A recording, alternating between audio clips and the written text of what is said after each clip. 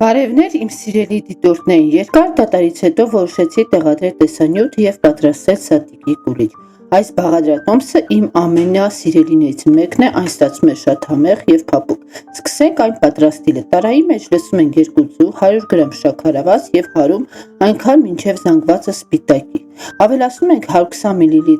ջուր և 7 գրամ խմորիչ և կրկին լավ խառնում ենք, որ խմորիչը լուծվի։ Ավելացնում ենք 50 մլ հալեցրած կարագ և կրկին այն խառնում ենք։ Հիմա քիչ-քիչ ավելացնում ենք ալյուրը մաղի միջկու անցկացնել են։ Պետք է ստանանք ձեռքին չկպնող փափուկ խմոր, տարան պատում ենք բուսայուղով, դնում խմորը, ծածկում սրբիչով և դնում տաք տեղ 1 ժամ, որպեսզի հասունանա։ Ահա խմորը հասունացել է, տեսեք փուչիկներ է առաջացել, շատ լավ խմոր է ստացվել։ Սեղանը պատում ենք ալյուրով, դնում ենք խմորը և ձեռքերով մի փոքր բացում ենք։ Վրան ալյուր ենք շաղ տալիս և այնուհետև բացում ենք կրտնակով։ Վրան քսում ենք 100 գրամ փափուկ կարագ, ինձ մոտ մի քիչ շատ էր հալել, ապա վրան շաղ ենք տալիս միջուկը, ես ընտրել եմ չամիչ, դեղցի և ծիրանի ճիշ, դուք կարող եք օգտագործել այն ինչը դուք եք սիրում։ Հետո գլանաձև այն փաթաթում ենք, ինչպես ցույց է տրված տեսանյութում։ Շրջում ենք և կարի մասը և նաև ծայրերը կպցնում ենք իրար։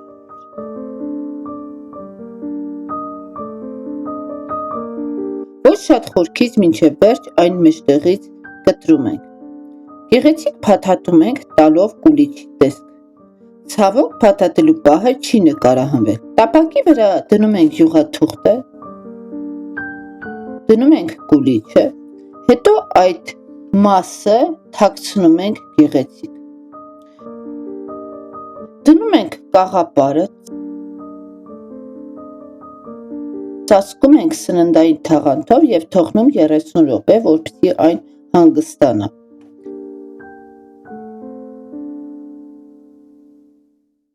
Տեղափոխում ենք 160 աստիճանի տակ միացած ջեռոցը 40-ից 50 րոպե։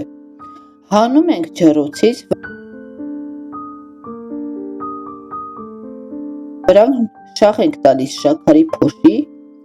և տեսեք ինչքան մանրաթելային, փափուկ, անչափ համեղ կուլիչ ենք ստացել։ Պատրաստեք մեծ սիրով ձեր սիրելիների համար և գոհացրեք նրանց։ Չմոռանաք բաժանորդագրվել իմ ալիքին,